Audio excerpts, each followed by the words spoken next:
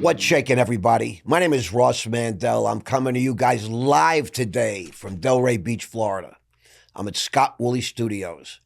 We got a treat for you guys today. Her name is Sydney Sadick. Crazy name. Fashion powerhouse. She's a journalist. She's an influencer. She's the founding CEO of Spotlight Magazine. You know Fashion Week in New York City? You know the Met Gala? That's where you're going to see Sydney sitting in the front row. She's 3 inches from a Kardashian. So excited to have you here today, Sydney. Great to be here. As long as I'm 3 inches away from Kim specifically. All right, listen. I got to learn my way around this thing. You know what I'm saying? Yes.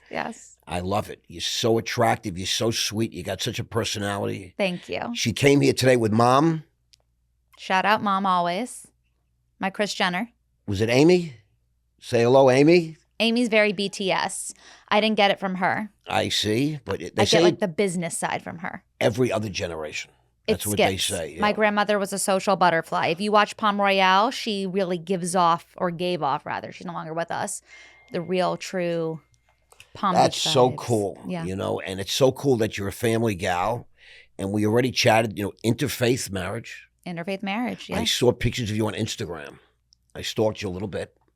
And you're there I see you with this tall, young, handsome guy, tall. He's not that young. We have a 13-year age difference.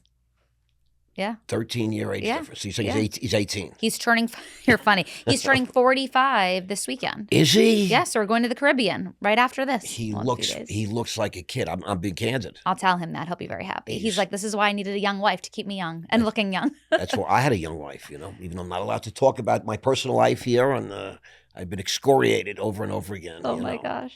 So, you know, I have so many things I want to ask you, but I want to, it's not about me. It's about the audience today. We want people to get to know the real Sydney. And you weren't born as although maybe you came out running things. You were born, once you were a little girl growing up in all places but Manhattan. And you're not from like the Lower East Side, and you're not from Brooklyn. You're from 5th Avenue and 69th Street. Don't tell everybody that. Oh, no. I think that's the temple where we went for the conversion classes. To Temple Emmanuel? Correct. Yeah, that's where I went to preschool. I had my bat mitzvah, and I actually don't go now as an adult. I moved up in the totem pole of Jewish religion, so now I'm more into conservative temple, so I go to Park Avenue. Ooh. But yeah, a lot of days spent in Temple Emmanuel. Yeah. But that's where we did the conversion classes. We shared about this off camera, guys. But for 6 months, we had to go every Monday night. And it was a bunch of like very successful, middle-aged professionals, brokers, traders, investment bankers, lawyers, doctors, and a bunch of young chickses. It's like an episode of Sex and the City. God, it was just like that. It was like real life. But the temple was gorgeous. Beautiful temple. And you grew up right in that neighborhood, right across from Central Park. For those of you who don't know, this is the most valuable real estate on planet Earth. I was very lucky. Wow. Amy, good job. She worked hard. And my dad. They both worked really hard and still do work really hard. I love it. And you know, you're like a chip off the old block, I guess, right? Something like that. You know, so I have, well, I'm not supposed to talk about my family like that, but I'm surrounded by girls. And the Met Gala, New York Fashion Week, what? I mean, that's like for a boy, that's like, you know, sitting at the 50-yard line going to the Super Bowl.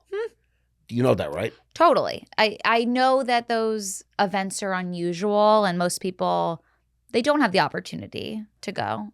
I was really young when I started too. I mean, I think I was 16 when I went to. Can I tell you a secret? Yeah. You're still really young. I'm still young. I don't feel it. But I was really young to be working those events from a very young age. We're going to get to all that because you didn't come out of the womb, you know, and go straight to the Met Gala. Sometimes it feels like it. I get it. I feel like I skipped like a part of life. I want to dial the clock back and see who Sydney was as a kid, early childhood, how you came to be. Oh, I was very different back then. The person that you would have met when I was 5 or 6 years old is completely the opposite of who I am today. I was painfully shy. I knew you were going to say that, but I find it hard to believe. Beyond painfully There's nothing shy about you. everything was shy about Look me. at this outfit. Back in the 90s, my outfits were always loud. My mother will attest to that. It's so interesting, was such an anxious child. I would only wear one dress every single day, pretty much, because I think it made me feel like I was in control. It was a sleeveless, light blue velvet dress with about 100 different types of bugs on it, ladybugs. And it was that dress with lizard shoes. And if I was being forced to go to school, that was the only outfit that I would wear. How old were you at that time? 4 years old. I remember it like it was yesterday. Right. And the school, Temple Emmanuel, came to my parents and they were like, why does your daughter only come to school in dresses? You should dress your daughter in pants and sneakers. And they said, well, this wasn't our idea. This is the only thing that she'll wear. So I was always very stubborn. I really didn't speak much. I was very uncomfortable by all of the boys around me in preschool. They were very loud. I was very in this little shell of mine. Petite. You're petite, right? Very petite. And I think I just always felt very uncomfortable by people. I never trusted people. I still don't trust many people. But I was really always feeling like people were kind of out to get you. I felt that from a young age. So when I went, to private schools on these tours for what would be the future of my education, and I'm going to, I'm sure you grew up, around New York City, Brearley, Chapin, all these top girls schools. I would go on these tours and I would truly get sick to my stomach at every one of these schools. You mean like anxiety? Anxiety, like fully getting sick because I was so nervous to go. And you were very young. Very young, 5 years old at that point. Amy was with you, right? She was with me, but then they would try to separate us. So they would try to leave her I get it. in the waiting room, and I was going on the choo-choo train. They're very sneaky, these schools. I said, there's no choo-choo train. My kids were so stressed out. Where's the train? There's no train here, Mom. I'm not going. There's no train. They're lying to me. And she's like, you're just going upstairs. And, every single school, I literally threw up. I swear to you, I'm not even exaggerating because I was so nervous. They made me feel so unsafe. And I remember my dad was finally like, Sydney, Chapin called you back. They're going to give you another chance. Just don't get sick. Just go, please, one more time. And I'm like, I'm not going. And they're like, well, where are you going to end up going to school? I don't understand. You're making a scene at every single place. Nightingale, Chapin, Brearley. And there was a little girls' school called Hewitt. And I went, and my interview was in a open room with windows where I was in a little room within the bigger room. So my parents were right there. And the woman who interviewed me, her name was Mrs. Edwards, was like the nicest woman I've ever met. And I said, after that interview, I'm going to school here.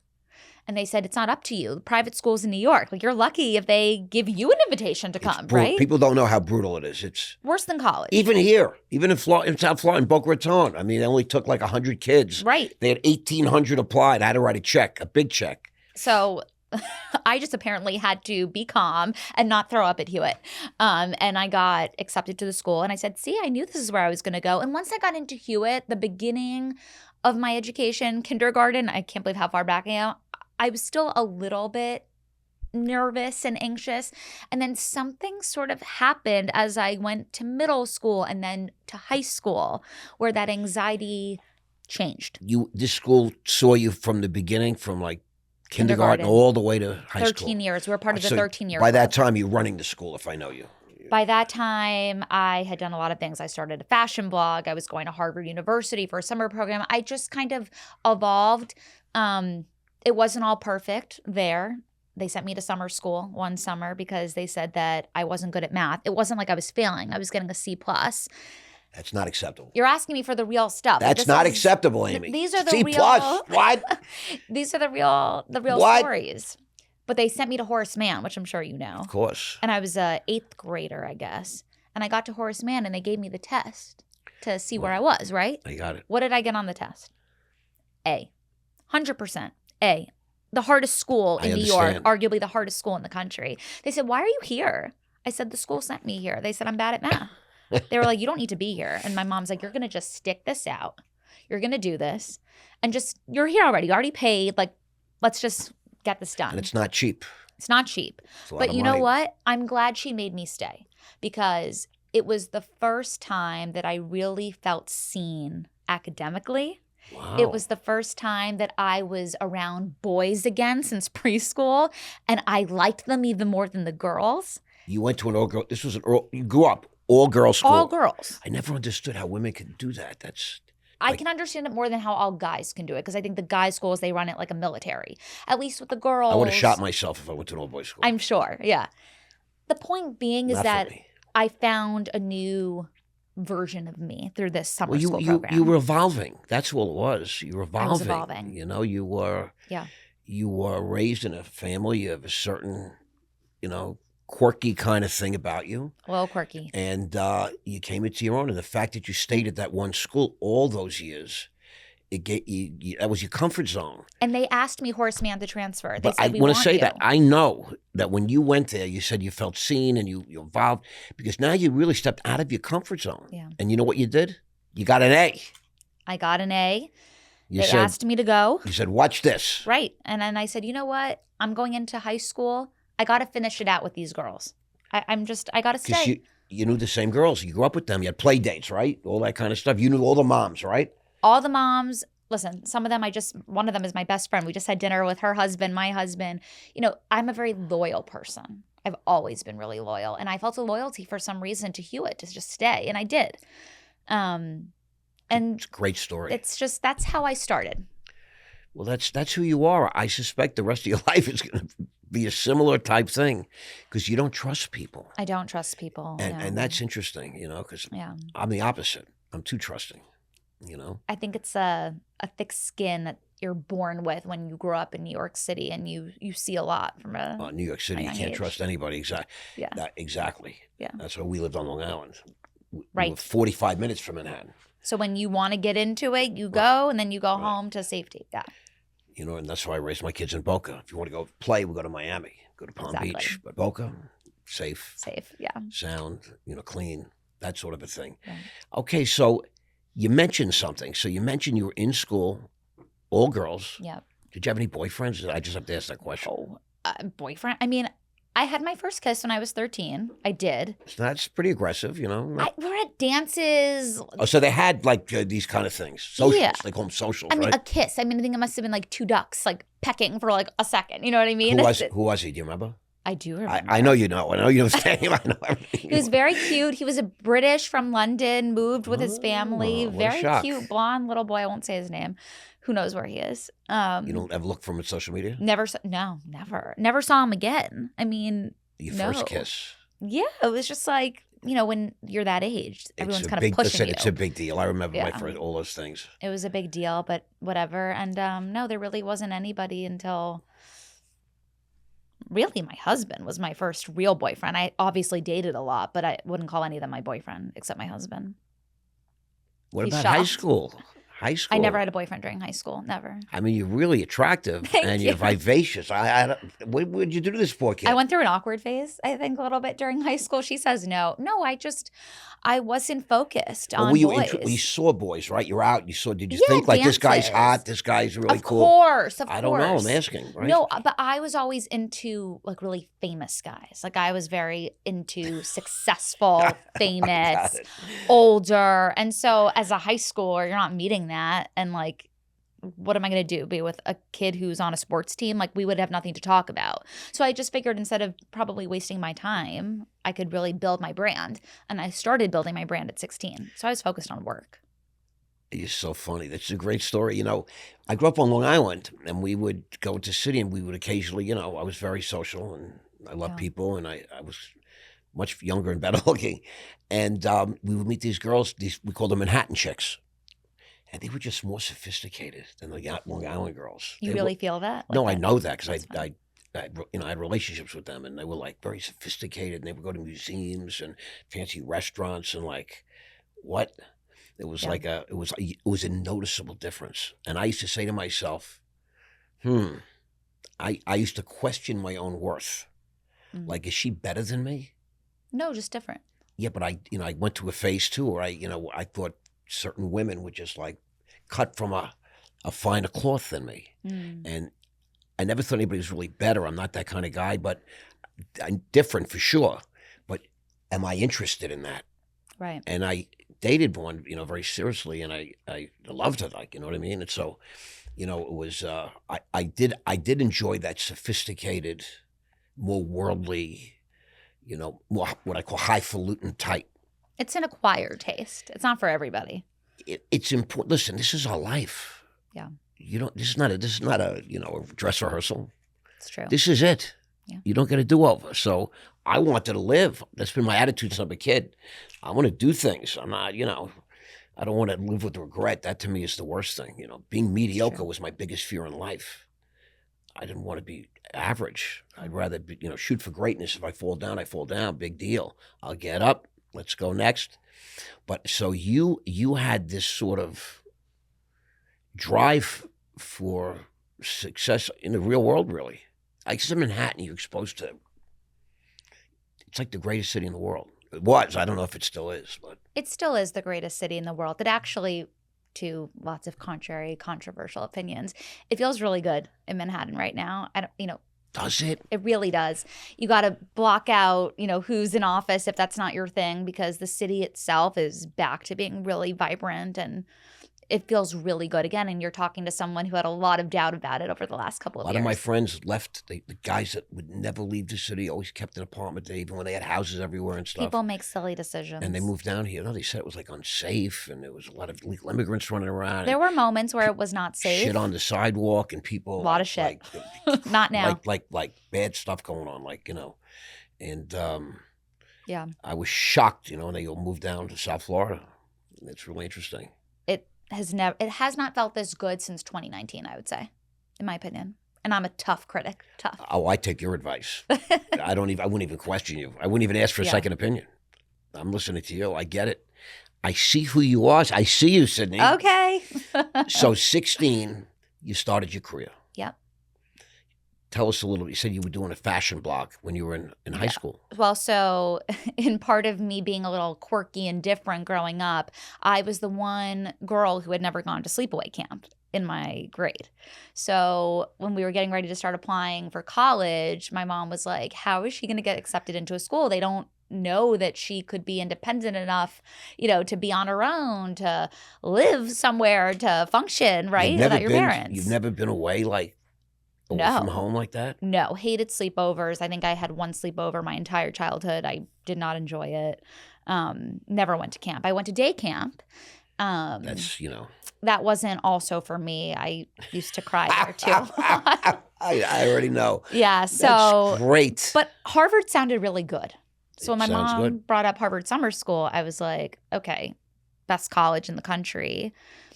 Worth it. I've got to, figure this out. You're going to suck it up. I'm going to suck it up. And you have to apply. Like, people just think, oh, you apply, you pay, you go. Like, it really is not like that. I know a lot of kids who got denied, especially in my school. So I applied, I got in, and my mom's like, okay, like what classes? Like, what interests you? So we just kind of looked at this large catalog of classes in every single subject that you could imagine. And then I saw journalism. I was like, oh, this sounds interesting. So I took 2 classes. It was a digital media class and then one that was more traditional writing. Got in, moved to Cambridge, had no anxiety saying goodbye to my mom there. Zero. I was like, bye, see you. The moment that I got there, I felt really confident in myself. I'm like, I'm in the best school. I already could tell that I was around really smart people. I mean, I was ready. Like, what years was it? 2010. This is when it was. Yeah. And you living in a dorm? Living in a dorm. Just for the summer? For the summer. No air conditioning, with a girl who I had never met before. Obviously, a girl who was totally different than me, would like dye her hair a different color all the time, which nothing wrong with it. But unacceptable. I'm trying to say that it was someone who was very opposite of me. Like, I'm very controlled. I make really controlled decisions. I was with someone who was totally not. And I was fine with it. I was like, did you stay friends with her or no? No. No, okay. But a few people I definitely but not keep the in roommate. Touch with. Not the roommate, no. But you put up with it for a summer. I put up with it. I never complained. My mom's here. Did I ever complain about her? Never. She was perfectly fine. I was really happy there. I really loved being at Harvard. And I started a blog. What did you love about it? I loved, again, that I felt finally that I was around really smart people. Not that I wasn't around intelligent women at Hewitt. I obviously was. But I was always really career focused from a really young age. And maybe I didn't know exactly in middle school what I wanted to do, but I was always getting involved in things. I was joining clubs. I then was running clubs. And I felt when I was at Harvard that I was around a lot of like-minded people. So. Now, you're not just saying that. No. You really felt this way. No, I really felt this way. I have to ask. I really did. It's a great story. I really did. It was like the way that I was at Horace Mann when I felt like I was at home.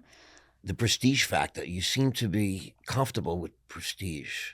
I'm comfortable. I'm worried about your marriage now. You know what I mean, Amy? I mean, think about it. No. I mean, she's climbing the ladder, He's the most. Trade him in for like a Never. newer model. You know what I'm saying? I mean, he's the only man. I just call him like I see him. Listen, I've been around a lot of people. He's the only man who can ever, I think, really understand me and really grow with me. And that's important. You got to grow together. What does he do, if you don't mind me asking? He runs his own venture capital fund in AI. So he's an entrepreneur as well. Okay, that's important for you. And so we're both critical. Really, really ambitious. He better not have a down year. I mean, no, you know what I'm saying? My mom will tell you, there's no one who works as hard as probably him who's not me. What's his name? Nick. Nick. I love it. He works really hard, and Where's Nick from? Boston. What a shock. Boston. Did you meet him that summer or no, it's separate? I only met Nick about 4 years ago on a dating app, but that's another story. What? I found him on the internet. AI brought us together. I'm shocked right now. Yeah. I've never been on a dating app, believe it or not. Start. Why not? Everyone's like, I hate the dating apps. I'm like, you don't hate the dating apps. You hate the men who are on the dating apps or the women. Right. Like, you got to keep swiping because eventually you find Like there someone. are different levels of dating. I understand there are dating apps like where you have to pay, to meet. You know what I mean? There's all different.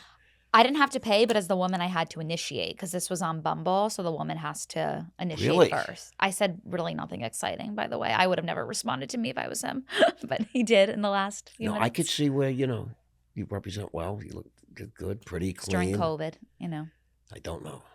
I don't know. Now you know. But I would tell you that I could see that. I'll tell you about the Harvard program. I really want to hear about the program because now you started journalism. Officially. I started journalism. I started a blog. That was an assignment. You have to start a blog.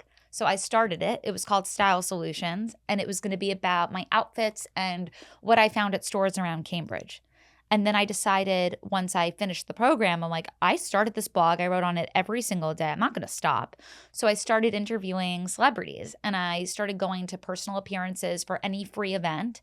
And the first celebrity who I ever interviewed was Rihanna. She had a book that came out at Barnes & Noble. That's pretty top end right there. Top end. I left school. I begged my Spanish teacher at Hewitt, can I please leave early to go interview Rihanna? I waited in line for like 6 hours. And once I got to her, I asked her a couple of questions and I featured it in the post. And then it went viral because obviously everyone's fascinated by Rihanna, especially at that point. Did you post it like on Instagram, Facebook, and all that? Well, at Instagram, it just started. So yes, Right. But my blog, for some reason, I don't know if it was because it was on WordPress. We had thousands of views every day. There was a little WordPress community back then, I had a WordPress blog. So you know. I do know. And from Rihanna, then went to going to events with the Project Runway hosts like Tim Gunn at the time, Heidi Klum. And I kept posting every single day for years through college. And everyone knew me as Style Solutions.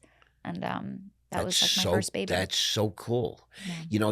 I just had a little bit of a moment as you were telling this story. So I get a call from it happens to be an ex-girlfriend, friend, because I'm looking for something to watch on Netflix. And she goes, I know it's not for you, what you would go for, but I know you might like it. You don't have to really pay a lot of attention. It's not that important, but it's light, when you're in between series. It's called Emily in Paris. Love the show. Love it. And that's what because she would go to Paris and she'd do a little blog every day. And, it started I'm seeing that today. And it's funny you say that because I was just thinking about this the other day, that I see the world like she does or like her character does, where she sees everything as like a sponsorship or brand opportunity. Correct. That's literally how I think of every day. Like people look out in the world and they're just like driving, like, okay, it looks nice out now. I'm like, who's on that billboard? Who's sponsoring, that radio commercial? Like I'm very focused on that. Very commercial. Yeah. Well, opportunistic. But love Emily. She has great style. So you know the show.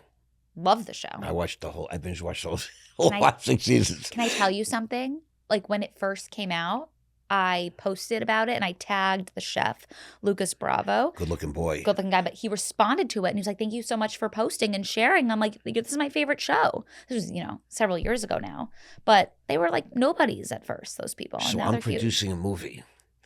It's based on a story that my friend wrote called Blind Greed. It's a very great story. It's off the charts, really. Big, thick book. 60 rewrites. Wow. We're looking for someone to play Larry. Find this guy. My ex finds this guy on Instagram, Michael Capon. Michael, he's been right here. And he was the original Blue Power Ranger. That was his first role. He was a model, drove across the country. His agent convinced him. And he went for this, I guess a read they call it. And he becomes a Blue Power Ranger. Now, until you have boys, I don't know if you know what that is. No, of course I know what a Power Ranger But it's is. like a $12 billion franchise. He still goes to these things and signs autographs, and they pay him, $10,000 plus, to make appearances for the day. He's produced 5 movies. Wow. He was on One Tree Hill, and he dated Kim Kardashian for a full season. Really? Yeah, I think Kim and Courtney come to New York. Oh, that was okay. That was the boyfriend. He opened up he's a singer as well. He was supposed to be in NSYNC, but he decided to act. But he lived in the NSYNC house with Lou Pearlman and all those boys for a year. And then he went on tour with Bruno Mars' first international tour. He was the opener. So interesting. I mean, he's super talented, super good looking. I have to look it up. He's like a super brother of mine. Once I see him, I'll know, because I obviously watched that show as well. And so we got him. He was on Instagram, and I DM'd him. He tells the story. I DM'd him 47 days in a row. Wow. And then one day he went on. He said, "Holy shit, who the fuck is this guy?" That's and crazy. Looked me up, and, Googled me, etc. It's a real guy, and the rest is going to be history. Congratulations. So exciting. But it's sort of like, your story in an odd way. People don't realize. No. For the first time in human history, we're all connected.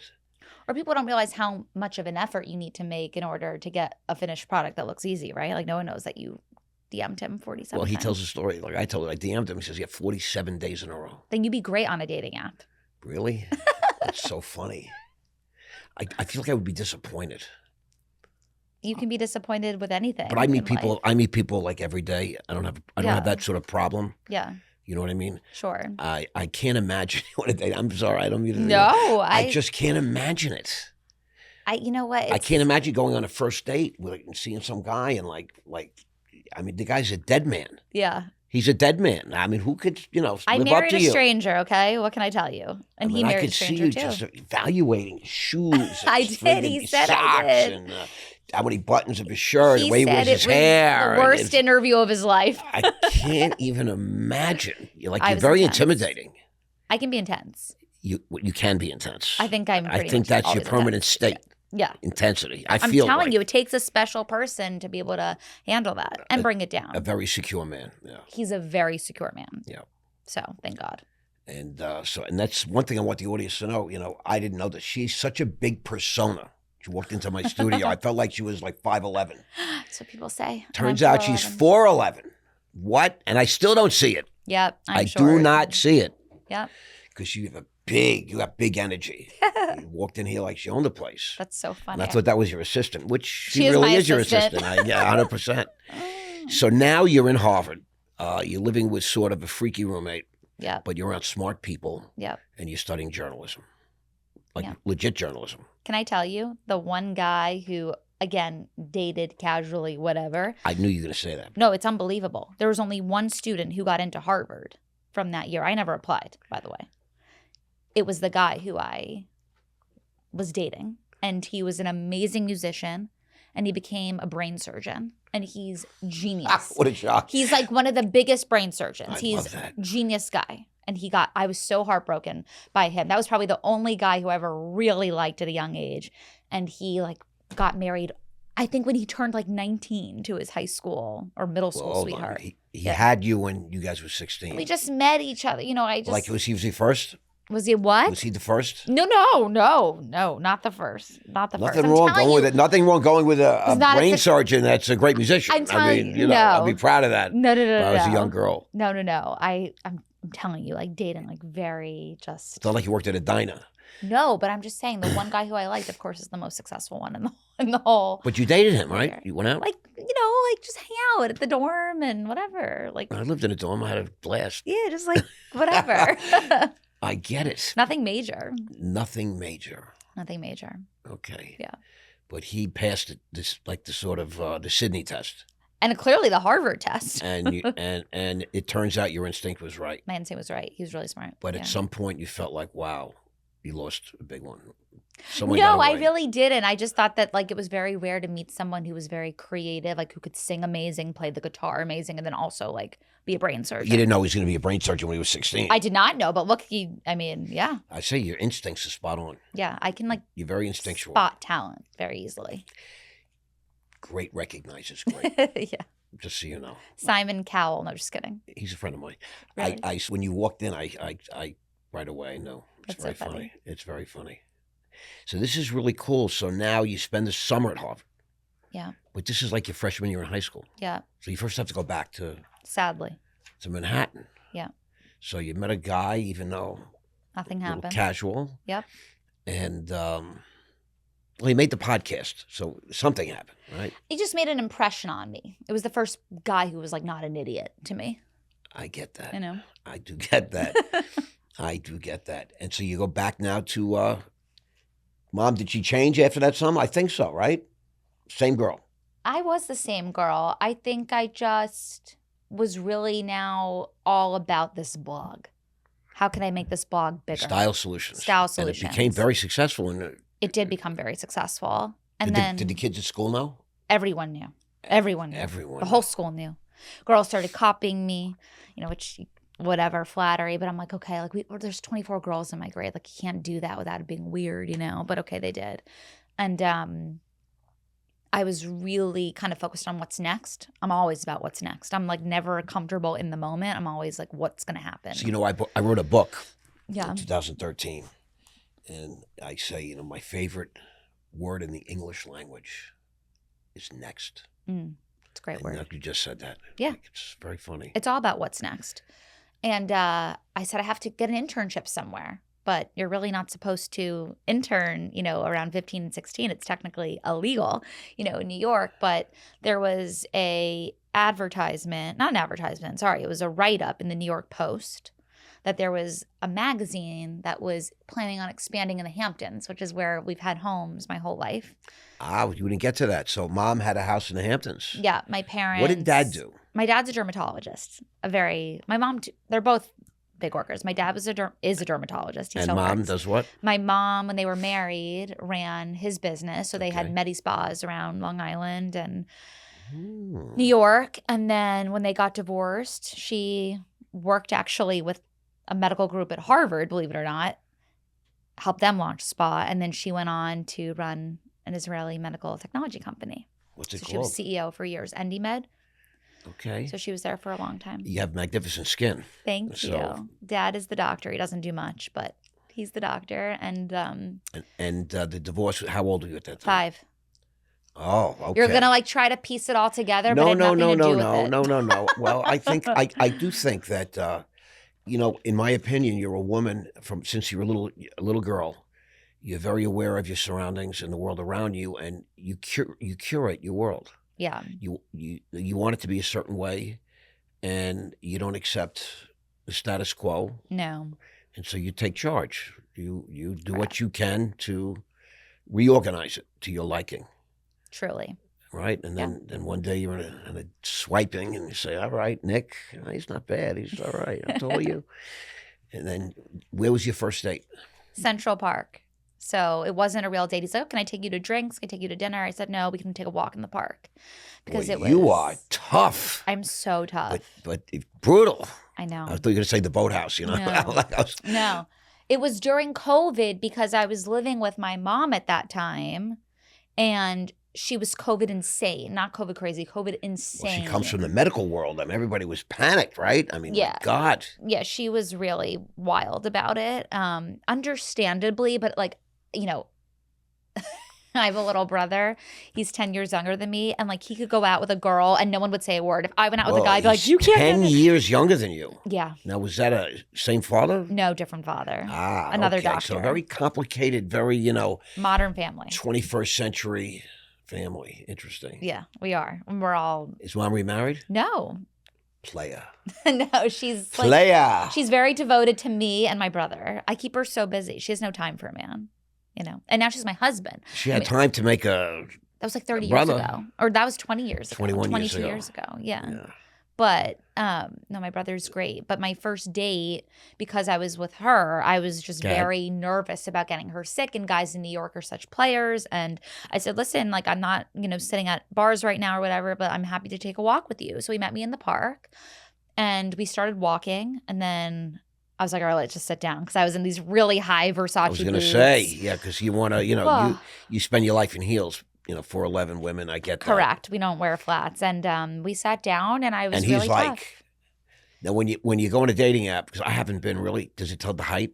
Yeah, it does. It was accurate. So you saw like 6'2", you're like, He looked the same in person. I definitely looked the same. Like we were both, you could just tell very. Right. That's not always the case from what I hear. But retrospectively, he did have his LinkedIn profile picture as his main photo. And I was like, is this a bot at first? But then I saw the others and I said, okay, this has to be a real guy. But and he's older than you, correct? Yeah, we have a 13-year age difference. And our birthdays are 2 days apart. The first thing he said to me was that there's nothing that an Aquarius loves more than another Aquarius.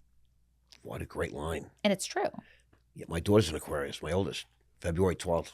That's so nice. Yeah, so I'm the second. And she's like you. She's very independent, very like mile a minute, powerful. We have like a very specific personality. Yeah, very Aquarius. independent. I get it. But that was our first date, and we kept walking for like a few months. I love it. And he's thinking this is great. I don't have to spend any money, and it's a terrible thing when you go on a first date. Like you meet her and you're like, right. You just want to cut and run. I don't really drink, so I'm still the cheapest date that he could possibly get, and only that way. Every other way, I'm expensive. But you're a handful, is what you are. I love it. So now you go back after a summer, and you sort of find your lane. Yeah. Fashion, journalism. I mean, Rihanna. Yeah. Blogging. This is sort of like you're becoming now. That summer at Harvard was amazing. So I reached out to that. It's called the Daily Front Row. So they're the Fashion Week publication, and they were launching a Hamptons version called the Daily Summer. So I said, can I write for you? I want a column. And this guy wrote back to me and said, come meet me in my office. So the office was in the Time Inc. building. And so I went at 16, and he was like, I don't know you yet. It's a little premature to offer you a column. What about an internship? And you can help. He said, okay. It's like, I can't pay you. Oh, not a paid internship. Not paid. He's like, but, just come. Like, I'll keep you really busy. And let me tell you, he did keep me really busy. From that summer on, I was going to New York Fashion Week. They were sending me to the Met Gala. So you had a press pass. Oh, I had a press pass. I could. To all these events. You're 16 years old. 16. I was interviewing Oscar de la Renta. You didn't even have a work permit because they didn't have to report you, right? Because you were an intern, unpaid. That's really wild. Yeah, they sent me to the Met Gala at 16. How wild. That's like a scene. Yeah, crazy. And I was with that company. I interned other places, but kind of always kept writing for them throughout college, throughout the rest of high school. And then I graduated and became a full-time editor there when I graduated college. Continued with journalism. I always continued with journalism. I went from that internship to working for Oprah magazine. I went to work for Rachel Zoe, the stylist. I worked for her in LA. Wow. And then I just kept my relationship with this magazine, and I started there as a full-time editor. It's fascinating. My brother's one of the most famous journalists in the world. Who's your brother? He goes by Kalev Ben David in Israel. He's had a primetime talk show. Wow. 2 hours every night for the last 7 years from 6 to 8. Wow. And anybody that goes to Israel, anywhere in the world, Rihanna, a rock star, whatever, the president. They go on a show. They stop on the show, 2 hours, like a political show, talk show, like Larry King of Israel. Now your brother is competition. What you're doing. Not really. We're two different cats, but yeah. It's very interesting. And so he was the editor of the Jerusalem Post. Mm-hmm. He made Aliyah, went to Israel in the 80s. Wow. And, I basically supported him. I was a stockbroker in New York. And, you make no money as a journalist. Zero. It's pathetic. I mean. Not forever. Well, I'm just saying, yes. He turned out to be like, he can't even walk down the street. But he's known all around the world because he's on cable TV because October 7th, he had retired. They brought him back in because of October 7th, and his broadcast goes around the world because it's in English. Wow. But, it was for a long time, there was no money. I mean, still no money. There really is right. no money if you're, an employee, especially for somebody. Yeah. I mean, if you have your own gig, then You have to do your own thing. well, again, especially if you're getting branding, partnerships, etc. Yeah, you have to be beyond a journalist today. You have to be able to also understand You're a businesswoman, the business right? side You of it. understand business. I'm a businesswoman at first, and You think? foremost, yeah. Mom, you think? Yeah, I get it. You don't fall far from the tree. That's what I'm going to say. It's really a privilege here to have you. So this is really wild. So I'm still trying to understand the evolution.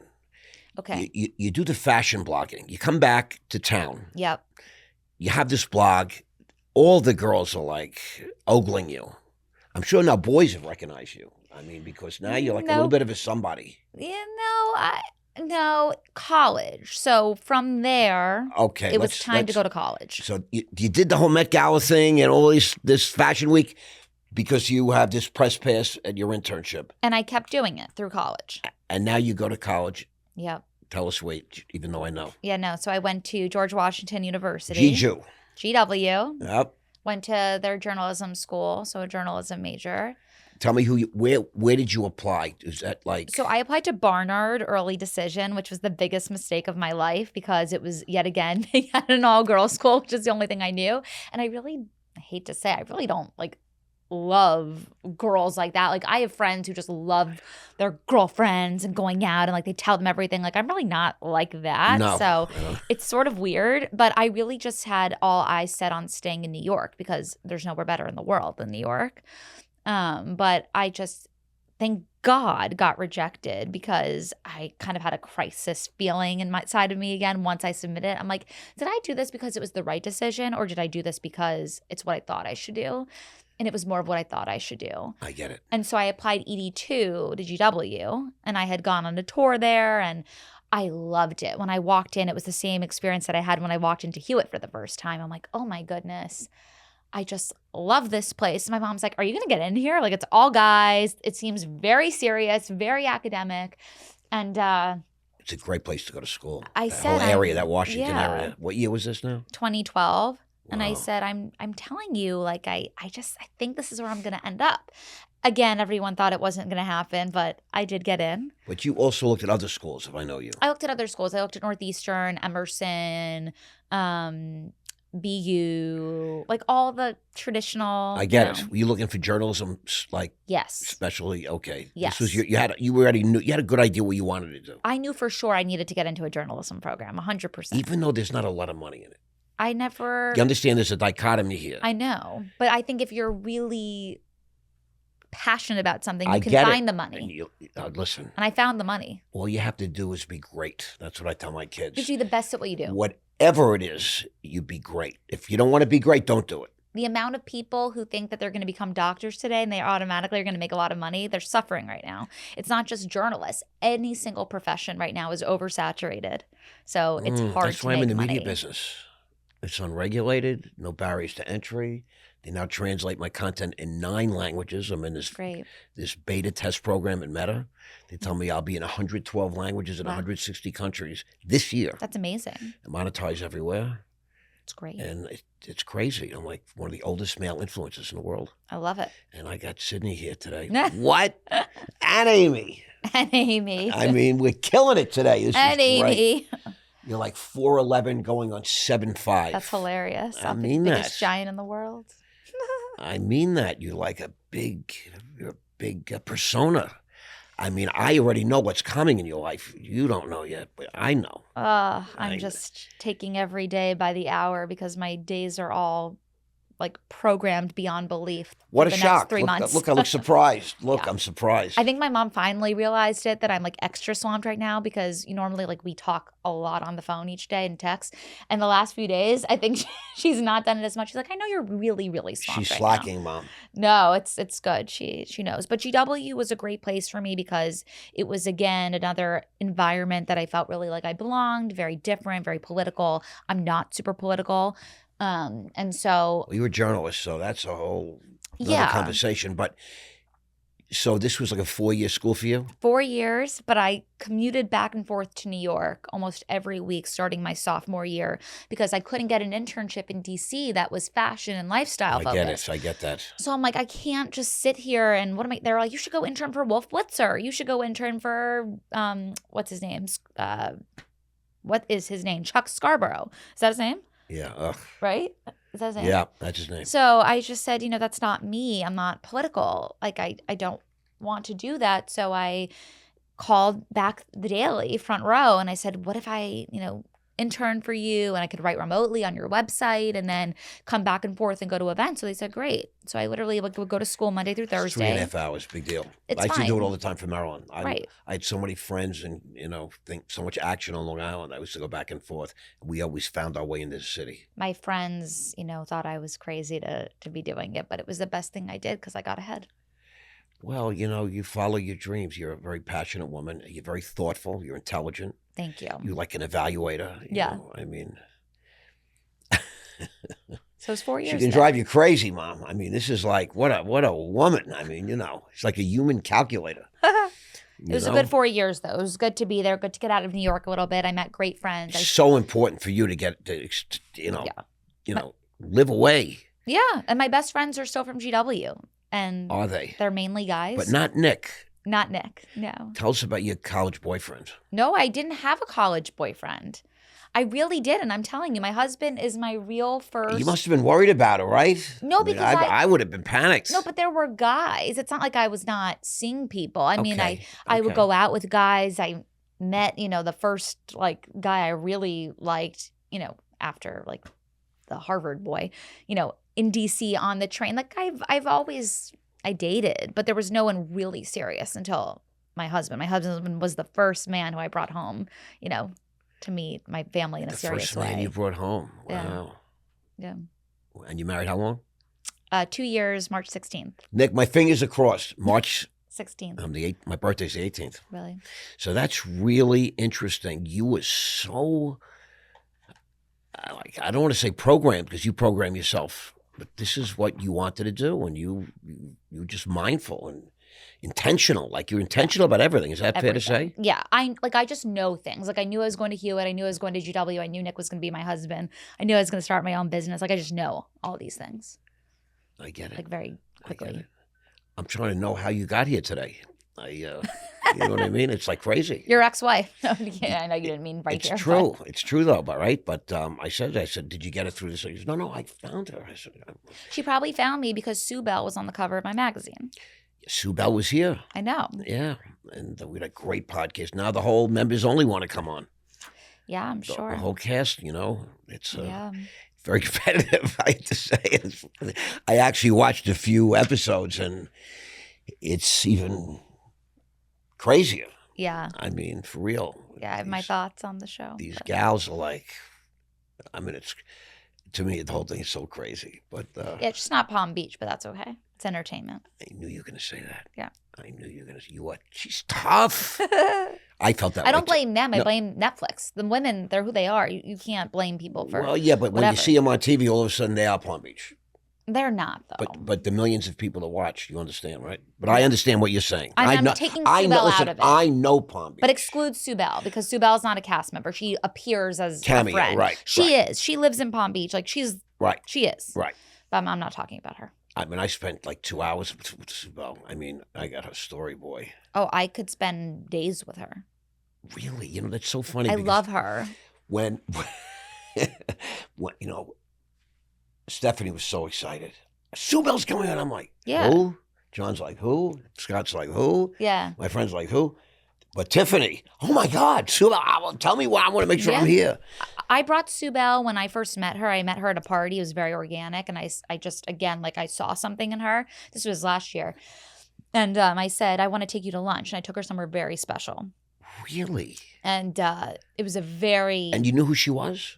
Yeah, of course. I didn't understand the fame, the intensity of her fame yet. But I knew who she was. And I said, I need to get to know this woman. Her assistant is incredible. Allie's incredible. Allie. Allie. Next level. She's totally. Next level. I adore her. She's so lucky, Sue Bell, that she has her, really, because she protects her so much. They're both lucky. They're both each other. lucky, totally. But I took Sue Bell for lunch. We were in a room of very important people, and every single person who was there, not only as a guest, but then who worked at this place, went up to Sue Bell and was like, oh my God, can I have your picture? Can I do this? And I just was like, okay, I get it now. Like, Sue Bell really makes people of all ages, all backgrounds feel seen, and they relate to her. And she's like the grandmother and the mom and the friend that no one ever really had.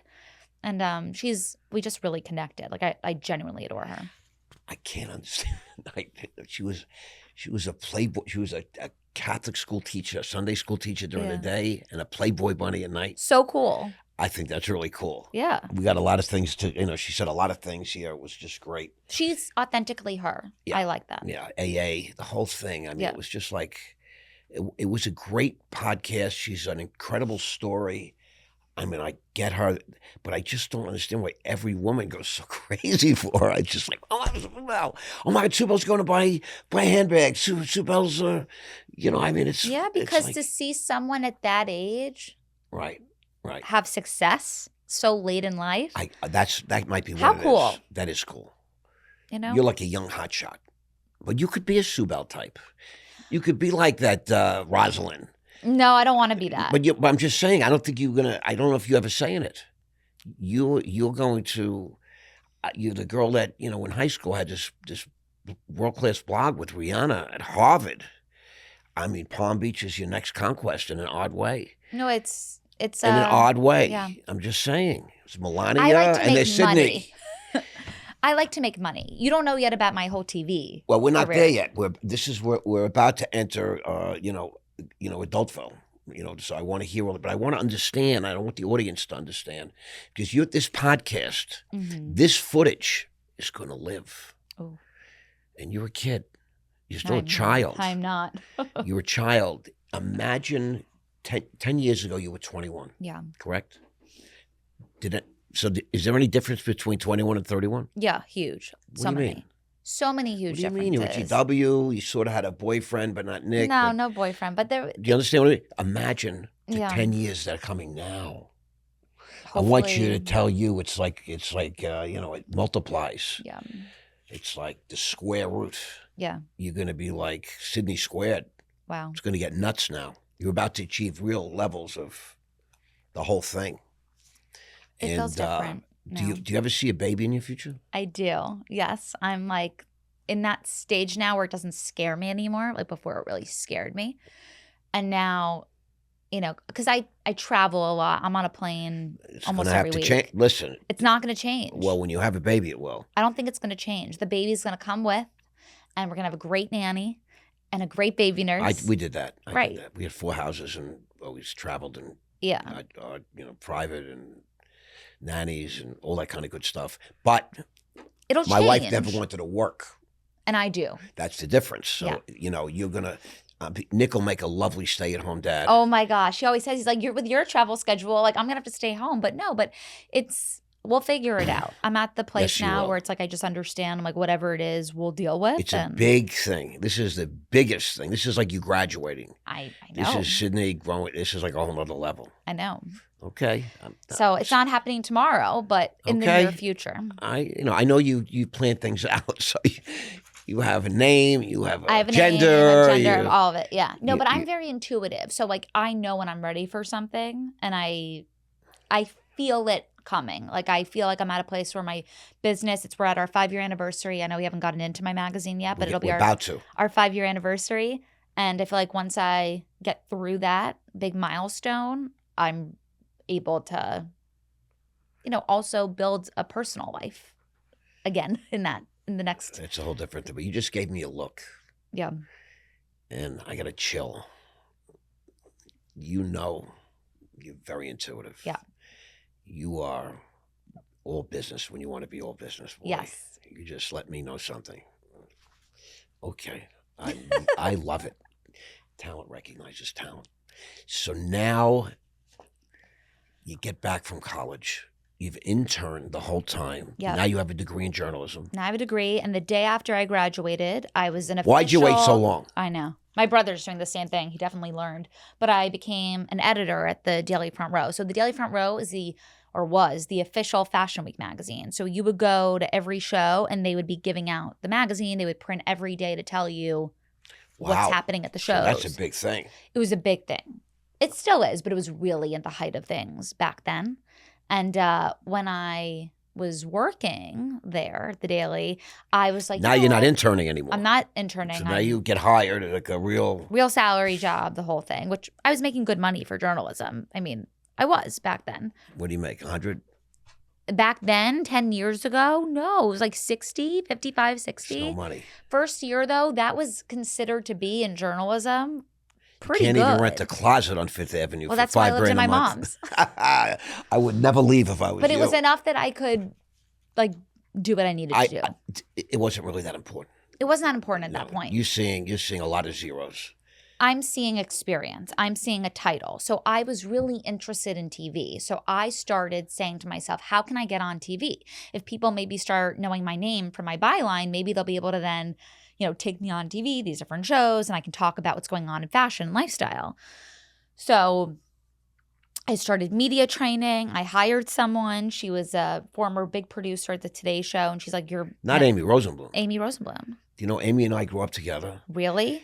Amy, Mrs. Rosenblum, her mom was my fourth grade teacher. She just recently died. I know, and she loved me. Judy was my biggest fan. Really? She was one of my first Facebook friends. Yeah, I know I speak to Amy like every day still. Do you? We're doing something together tomorrow. I want you You to should say, come. where are you going to be? The Palm Beach Fine Art Fair. We're hosting a little event together. You're kidding. No. So maybe you'll give me the information. I'll give you the information after. But I want you to make sure you tell her that we did the show together. Of course. I talk to her every day. She's going to be like, what? Yeah. Ross Mandell. I know Ross Mandell since we're 8 years old. That's crazy. No, so I connected through Amy through a woman named Jennifer Miller, who's a jeweler who I've known since I was down here. She's Hoda Kotb's best friend. And she was like, you need to meet this Amy. I'm like, okay. So Amy didn't really have to media train me because I'd gone to journalism school and had been part of the broadcast Amy is club. like you before you. I'm just telling you. Amy was like ran the high school. Funny. We're just having a 50-year high school reunion. It's crazy. I just told somebody I'm going. That's really funny. It's down here. We had one up in New York, but nobody wanted to go. Wild. But Amy got me my first gig, and that was on Amazon Style Code Live when Amazon had this really fun lifestyle show, and then they started hiring me to host red carpets for them during Fashion Week, and everything I kind of like had ideated in my head was coming together. Yep. And then I went on to New York Live on NBC. Then Amy, like through all this working together, we got me on the Today Show. I was on there all the time. And then separately from Amy, at that point, it was kind of time to graduate. I was like, okay, what's my dream show to really be on? And it was E! News. So Of course it was. I got myself on E! And I was flying back and forth for like 3.5 years as their style expert for E! Daily Pop and E! News. And then I started getting myself. Was there any money at all involved in these things? Not honestly, really. Not really. Right. I was on Fox maybe 25 times. Right. I was on probably like 105 times. And here's what they say to me. We can't pay you. We're going to cover all your expenses. Yeah. They paid my hotel. They got me a car and drive. They paid my food. But not you. Right. But you're they said, but whatever you want to promote. Yeah. We'll put it up on the but television. That's changed. Now when I go on, because I'm in a different phase of my life, course you I'm are. paid. But I like it. I really developed this following from being on these shows. I was showing women how to dress on a budget. So I would show, I've seen you on that, and I've seen you before. That's so crazy. I was on, 3-4 times a week for years. That's crazy. And then on E. E! Today, Good Morning America. Right. All the big shows. All I get of it. them. I get it. Rotating nonstop. And I was really into that. So I said, I'm quitting my job at the Daily. I said, I can't grow here. The owner is the editor-in-chief. They're not loving that I'm getting all this attention on television. They're not growing with the times and focused on social media. So I'm going to just Well, leave. you're just jetting past them. I hate to say it. Well, I had to do what I had to do. And so I was focusing on TV, but I wasn't making money at that point. So I was getting a little frustrated, obviously, because I'm too, educated to just be working, for free. I got to, make some money. Mom is like, show me the money. Right. Show me the money. So COVID, it's like you're hearing about COVID. I'm finally getting into the big meetings with E! They're like, you know what? We need a new host for What the Fashion, our Snapchat show. And the girl who's hosting it doesn't want to do it anymore. We think you'd be great. So I'm in all these meetings, they're going really well. And then all of a sudden, the world shuts down. It's COVID. I end up living with my mom. You're like, stop this. Yeah, the show got canceled. The whole thing got canceled. All the people got fired. The show got canceled. So I started an Instagram live show, kind of like how you said you have hosted over 100 episodes of your podcast. I hosted an episode of my show every single day for almost 3 years. I interviewed everybody from Carol from Tiger King to everybody. You monetizing it? Yes, monetizing it. I had brands sponsor the show. And then the Today Show, they had a digital platform called Tomorrow by Today. They picked up the show. And they said, well, can you now take this concept and do it for us? So for 2 years, I started hosting this show for them on Instagram. And I was interviewing Drew Barrymore and Henry Golding. And like Justin Bieber would like show up watching the show and commenting. Like it was like a big thing. That was all through just me. Nobody. And then finally, that's when my mom said to me, it's time to start, I really made money. I mean, I made what did mom say that they say to you? It's time to really make money. But I made, to put in perspective, on my Instagram show. She's a beast, that Amy, right? She's a beast. But sitting in my house hosting this show, over 100,000 in a year. That was like. Right, I get it. I do get it. And she was like, listen, you were so good at writing. I was helping some different magazines behind the scenes. Freelance like Hampton's Magazine, and she was like, just start your own magazine. You've spent your whole life. I was the editor-in-chief of my yearbook during high school. I won awards from the Scholastic Association. I mean, she's like, this is what you do. Just start your own magazine. Print is so, popular in the Hamptons. Just do it.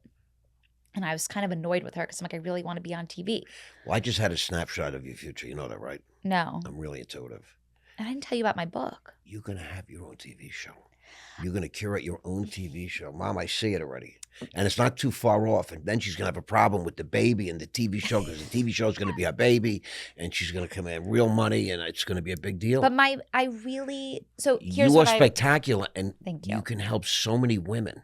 What I missed put themselves together and do these kind of things. With the success of all these television segments that I was doing, that's when I got a book deal. So I wrote a book in 2020 called Aim High, How to Style Your Life and Achieve Your Goals. And Say it again slowly. Sure. Aim High, How to Style Your Life and Achieve Your Goals. How to style your life and achieve your goals. Right. So it was a guide to the way that you dress can help you achieve the outcomes in life that you want. This woman here, Tiffany Woolley, they have one of the top interior design firms in all of Palm Beach. I saw some nice marble back there. They're huge. I'm going to show you. I'm going to take you for a walk after we're done. I'll Okay. show you who they are. But she told me you're curating your life. Right. That's what you do. That's what I do. She told me the word curate. It's a great word. The book went #1 on Amazon in the fashion and lifestyle category. I'm not shocked. So I did the book. Did you make some money? No. I know. But that's okay. Because it took me until I got, to my 30s. You're building your persona. My 20s were building. Really building. Everything. My personal marriage. Yeah, right. Did you ever get out of mom's house?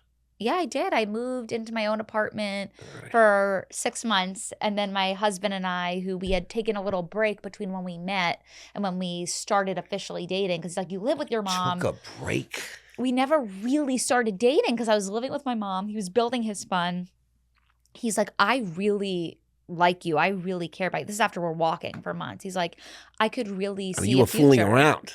No, nothing. Walking in the park. I'm going to have to talk to Nick. But listen. He needs some mentorship. We took about a 4-month break of like we didn't really speak. And he said to me, he's like, when I'm ready, I'm going to reach out to you. And if we're meant to be, you'll still be ready.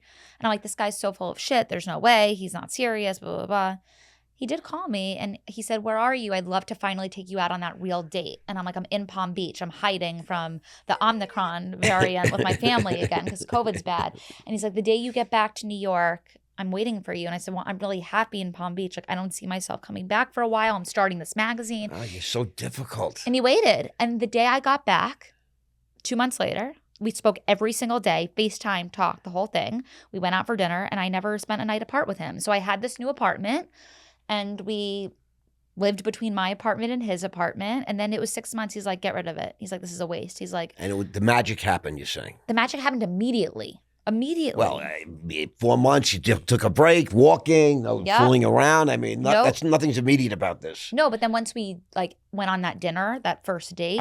Because you had 6 months of foreplay. And 6 months of also realizing what you want and what you don't want. And we had like a 4-hour dinner. And You know, they that say was if it. it's meant to be, right? If it's meant If to be, God it'll wills be. it, it's going to happen. His father died the same day, the same year that my parents got married. That's like a message. That's a sign. And he is exactly like my mother's father, my grandfather. Where like when I used to say that at the beginning, because everyone was really protective, they didn't take Nick seriously when they first met him. Like, what do you mean he's like grandpa? Because my grandpa was a real mensch of a guy. Like, Okay. the best man ever. The best man.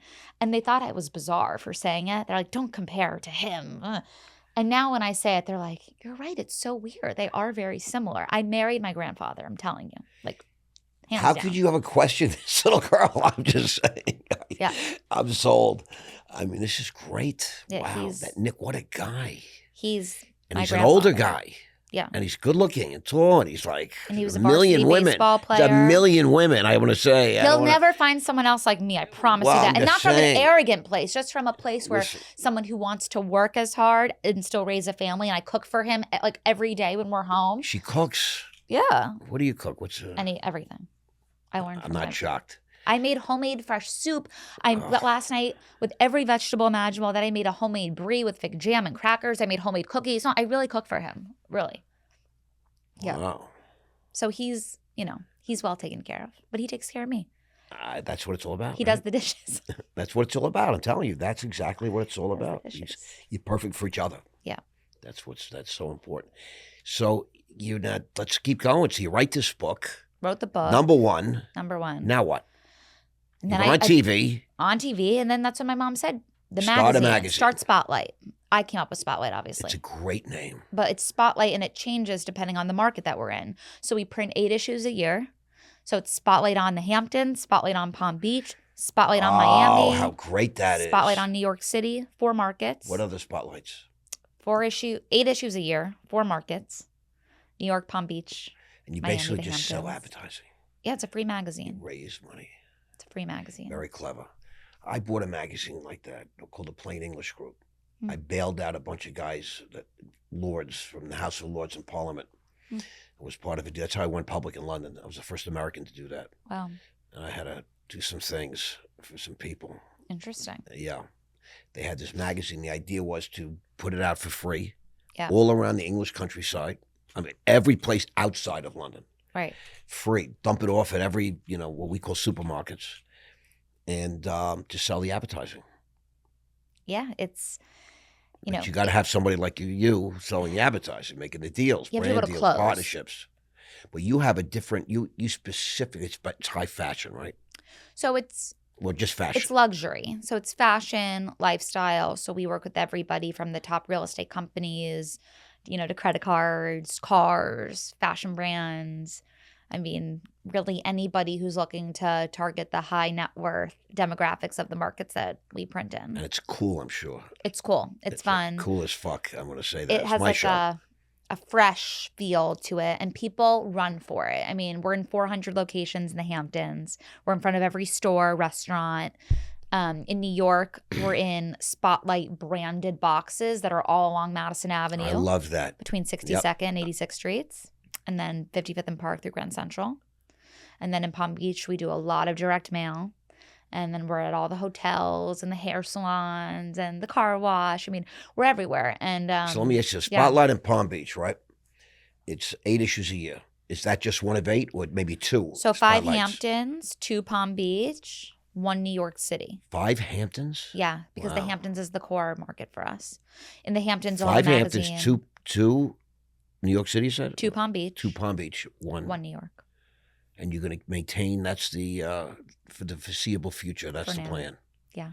And it's paying off. It's really paying off. We're super busy. We host a ton of events. We work with my dream brands. Well, I hope I'm going to be invited to some of these events. Tomorrow. I know if I could, I have a podcast tomorrow. Oh. I have a full calendar, but I would love to see Annie. Next time. Yeah, I would love to be on your list, whatever you call We'll it. add you. You'll give me your... Yeah, and I'm Your very info. good at bringing wealthy people. You don't need to bring... All I did was manage money for my whole life, 40 years. That's what I did. I know that. And I became that guy. So it's so interesting. But it's really amazing. It's almost as if I just got a life story and like you're in your 60s and you just hit the, you're making money, you got this brand, it's a cool magazine, it's yours, you own it, you don't work for anybody. You decide what you take, how many issues go out, where it goes out. Yeah.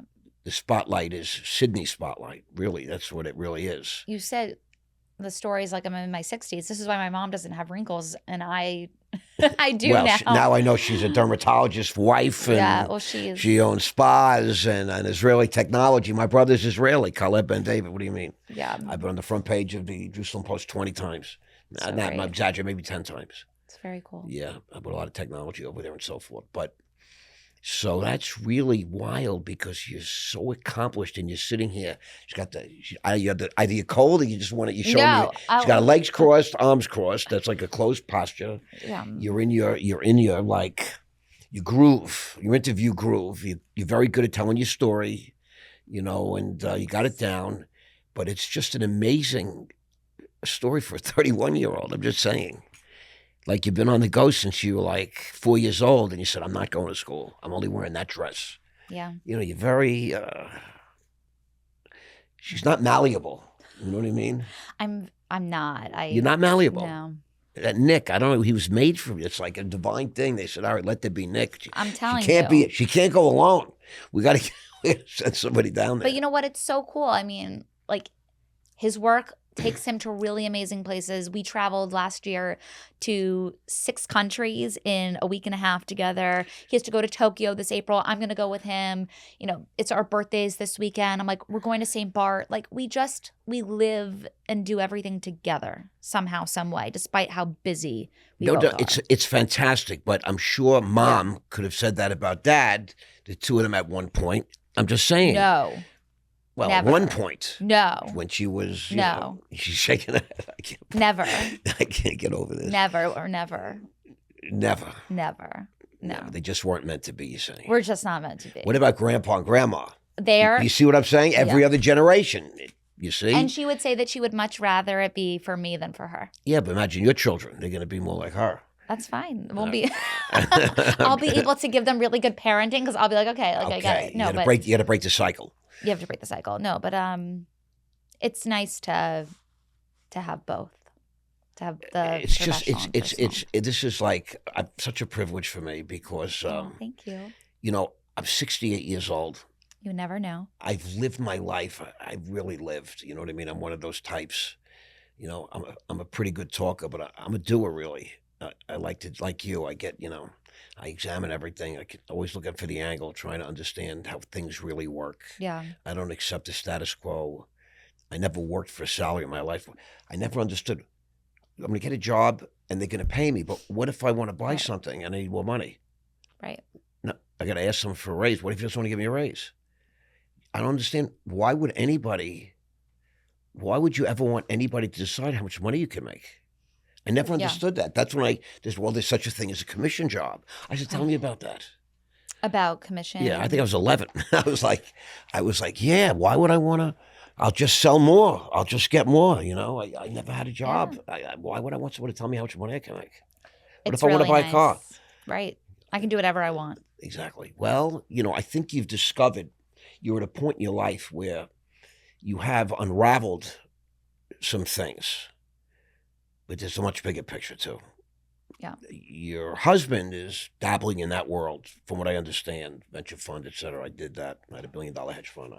I founded, funded, and floated myself. But, I see much more for you. I think you're a very powerful young woman. Thank you. And I feel like that you have so much to offer other young women. I'll give you an example real quick. I have 2 daughters, and we raised them between Manhattan, Long Island, we lived on the beach, and Boca. And, I used to say, so who do you look up to? Who do you want to be? Britney Spears, kill me. Taylor Swift. Mm. There's no real females that little girls can aspire to be that sort of grown, successful adults say, that's great. And so I'm building a female empowerment group of very attractive, very accomplished, very successful women that also have big social media followings, because that helps, right? And that's how I meet them. I use this podcast to meet people that I feel like have real value, but that value translates to a much greater good. I'm at a point in my life where I want to be a do-gooder. I'm doing some things and using the media side to expand, my reach, right? Because every successful person is promoting something. Spotlight Magazine, CEO, founder, special. And so, you are a young woman that represents, I believe, a very high caliber person that young girls should know about your story. And I guess this is why you're here today. And I'm speaking today after this, to a group of students over at Palm Beach Atlantic, to a sorority, and they're all focused on PR. So I'll be speaking to like 50 students. It's so important that you tell your story. I try. You understand what I mean? I didn't even notice your following on social media. Yeah. But I didn't notice. I didn't look. Usually I'm obsessed with, how many followers does she have? Yeah. The whole, look at the grid, the whole thing. I have a very engaged group who follows me. Oh, I believe that. But I feel like you should be like, it kills me, Swifties. Swifties. Scott, the guy who, owns he was a big television producer, and him and his wife own this company. Right. Used to throw parties when Taylor Swift was putting on a concert for the younger kids to go to. And there would be like hundreds of kids coming, the families coming, paying all this money. To be like Taylor Swift, I don't think she's anything to aspire to personally. Not that I have anything against her. Look, she's very talented. She's managed to do some great things, etc. But you are very talented. Thank you. You are very mindful, thoughtful, and I think you present really well. I'm not perfect, okay? No, just kidding. According to Nick, you are. My mom would say I'm perfect. I don't know if he would say I'm perfect. She would say I'm perfect. She's close, right, Mom? She's pretty close. But I think that I see you, in a very important role as a female. Now, being a mom, there's nothing more important than that. Yeah. You're going to learn that. It's like outstanding. It's outrageous. It's crazy. I'm excited for that chapter. That's a big graduation for you. I know. You're going to feel like you graduated. You're going to say, Mom, what the hell? I'm not scared of motherhood. I'm scared of pregnancy, but I don't blame we were born to do it, so I guess we'll be all right. I don't blame you. Yes, you're lucky. I went through it twice, and it was scary as fuck for me. Great. And I was just like, every day. And then the worst thing, if I could advise Nick, don't be in the room. Don't be in the. No, he has to be in the room. That's what they. But I'm telling you, the old days they were smarter. The man would wait downstairs in a bar. They'd be smoking cigars. Somebody would, oh my God, you have a beautiful little boy. Oh, you have a little girl. He's gonna be there, or if it's not him, it's a doula. So it's one of the two. No, you have to have help, and Mom has to be there. But no, she'll make me nervous. She needs to be You're downstairs. You're going to need your mother more than anybody in the whole world. You're going to realize at that time. That's why she's not ready to be. When you're about 3 centimeters dilated, you're going to say, Mom. She'll be like, I don't remember. It was like 50 years ago. Where's that epidural? Forget natural. Yeah. I heard that. Yeah. And really, you're going to graduate at that point in time because I see that. I see the woman here, and I already know what that's going to be like. I lived through it. But I think you have so much to offer the world. So I always love to, wrap up the podcast. And for you, it's really like a dynamic question. Okay. Where is Sydney in 5 years? Oh. I'm probably 5 years. Yeah. Think about it. No, my answer would be I'm probably continuing to do what I'm doing. I think everyone, knows they think they know exactly what's going to happen. The media business is changing so much all the time that I can't predict what media will look like 5 years from now. If you asked me, in 2020, if I thought TV would basically be irrelevant today, I wouldn't have thought that, but it is. And now everything is Instagram. Everything is TikTok.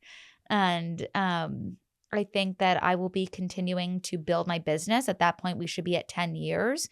At that point, maybe I will consider other options for the magazine, whether that's new markets or more issues. I think we'll have been, at a new level at that point. We'll be known not just in the markets that we print in, but I think we're going to be known probably more nationwide. We're already more known more globally. I mean, I get invited, to Fashion Week now in Milan. I'm working with international brands. Where's Spotlight Paris? I'm shocked Well, you didn't say that. that's hard to do because the language, you want to appeal to the locals there, and it's the same thing in London. If we did a British version, British English is very different than American English. So I'm very sensitive, to what expansion looks like. But I think I'll be doing professionally a lot of what I'm doing now. And I will hopefully be a mother by then to someone who's a couple of years old. And I think, that's where I'll be. I don't see a huge change in 5 years. Really, I don't. I think it'll be continuing what I'm doing. I do. You do. Interesting. You're going to be a totally different one. He's like, wait until you see. The opportunities are going to be exploding. They'll be in 12 months. You're going to be Really? like, Spotlight what? Is going to be, it's a great name. It's great what it stands for, etc. But I think you underestimate yourself. Where were you 5 years ago? I'm just curious. 5 years. I was exactly 26 years old. 26. No, 27. Yeah. Unmarried. Unmarried. No, I just met everything. It all started you 5 years ago. You were living in a house. I just moved into my apartment, right? I think. 5 years ago. No. Yeah, I was just getting ready to move into my own apartment. I just met getting Nick. ready. That means you're living with mom. Yeah, I was living with my mom. I just met Nick. Just met him. 5 years ago? Yeah. I thought 4. No, we started dating 4 years ago, but we met that because we had that gap Poor time. Nick. Yeah, 5 years ago. Nick. Yeah. So think about how much you've evolved in 5 years. And I was hiding under the table in the Hamptons, hiding from COVID.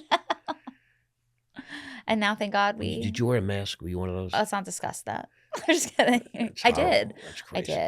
I did. We wore a lot It was of a masks. designer mask, I'm sure. No. Someone paid you to wear a mask. No. Prada. No. Dior. We did what we thought You was could have right. had designer masks. You would have made some money. But I think literally it took me a few years to start breathing normally again after that. I went to the dry clean in Boca the other day. I do the valet, and the girl comes out. She's wearing a mask. I'm like, baby. Yeah, people still wear masks. I'm like, what do you? I don't judge what others do. Everyone should do what they're I comfortable know, but it's just with. like I don't want to say anything because she says I'm the best customer, Yeah. favorite customer. But I'm like, so much to talk to. To each their own, right? Well, I just want to say thank you for coming on today. Thanks for having me. This was a great experience. So fun. I feel like I made a new friend today. Yes, we're new friends. And I would like to, I'm going to keep my eye on you. Okay. Because I expect great things. I want you to know. Don't let me down. I will not, because I don't worry about letting anyone else down. I don't want to let myself down. Correct. I'm my own biggest competition. You certainly are. Thanks, Mom, for coming by.